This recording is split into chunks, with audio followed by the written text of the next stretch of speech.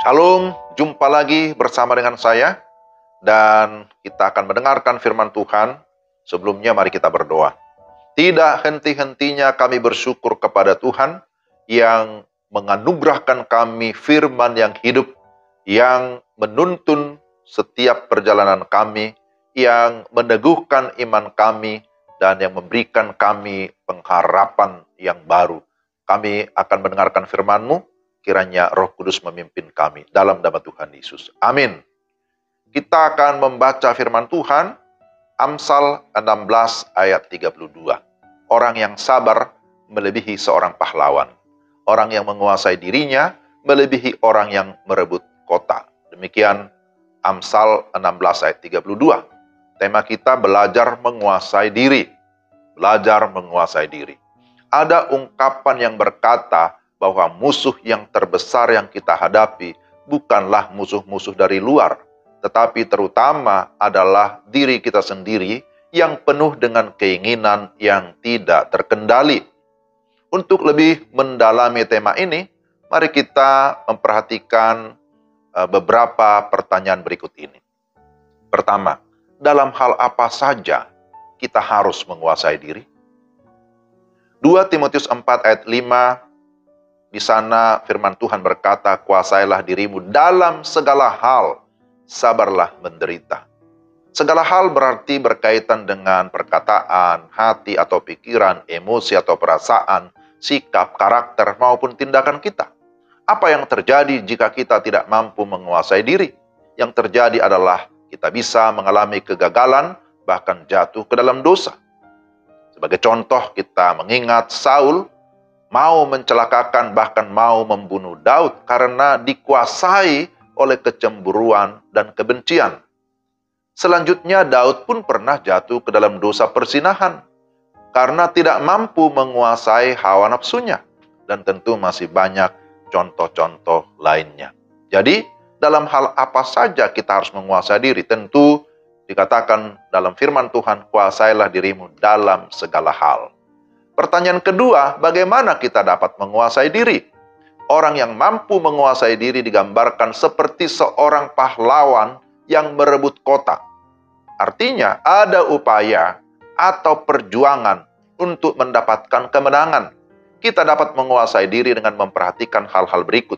Pertama, hidup dalam perjuangan mengalahkan ego atau kepentingan sendiri. Kedua, hidup dalam firman dan iman. Firman merupakan senjata utama yang mengalahkan pencobaan. Demikian juga kita dapat mengalahkan dunia ini dengan segala keinginannya dengan iman yang sungguh-sungguh. 1 Yohanes 5 ayat 4-5.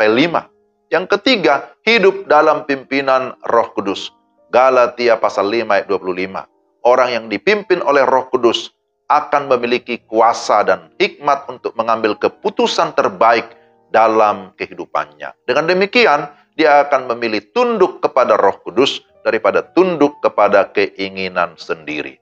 Jadi kita perhatikan bahwa kita mampu menguasai diri kita jikalau kita mau berjuang, mau sungguh-sungguh hidup dalam firman, dan kita mau tunduk kepada pimpinan Roh Kudus. Yang ketiga, apa manfaat atau berkat menguasai diri? Jika kita mampu menguasai diri, maka kita mendapat manfaat atau berkat-berkat rohani yang luar biasa. Apa saja? Pertama, orang yang menguasai diri dapat berdoa dan mengalami ketenangan. Kita bisa lihat 1 Petrus 4 ayat 7. Doa adalah kebutuhan utama kita agar tetap terjalin relasi yang intim dengan Tuhan. Yang kedua, orang yang menguasai diri dapat berpikir secara seimbang atau berpikir begitu rupa menurut ukuran iman yang dianugerahkan Tuhan. Dia dapat menempatkan dirinya dengan kerendahan hati dimanapun berada. Roma 12 ayat 3. Dan kemudian orang yang menguasai diri akan mengalami kemenangan seperti seorang pahlawan atau seperti seorang olahragawan. Dan seorang yang mengalami kemenangan rohani akan memperoleh mahkota yang abadi. 1 Korintus 9 ayat 25. Lalu yang berikutnya terakhir, orang yang menguasai diri akan menjadi berkat bagi orang lain.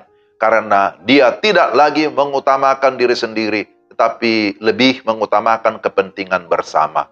2 Korintus 5 ayat 13. Oleh karena itu, mari kita berusaha atau mari kita berjuang untuk menguasai diri supaya kehidupan kita lebih efektif, menjadi berkat, dan kemudian berkenan kepada Tuhan.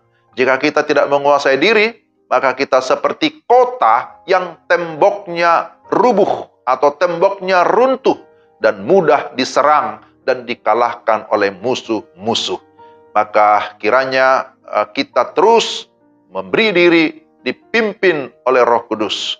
Dan Roh Kudus memenuhi hati kita dengan segala kesabaran dan kedamaian, sehingga dengan demikian kita akan mengalami kemenangan. Kita akan mampu menguasai diri kita. Mari kita berdoa. Tuhan, terima kasih untuk firman-Mu yang sungguh-sungguh menjadi berkat bagi kami, yang menolong kami supaya kami dapat terus berjuang untuk menguasai diri, sehingga kami menjadi pribadi-pribadi yang dapat menjadi berkat dimanapun kami berada. Kami memohon supaya Roh Kudus yang menolong kami, sehingga kehidupan kami sungguh-sungguh boleh berkenan kepada Tuhan, dan kami akhirnya dapat menjadi saluran berkat dimanapun kami berada. Pimpin sertai kami dalam nama Tuhan Yesus. Amin. Demikian renungan kita, Bapak Ibu Saudara yang dikasihi Tuhan.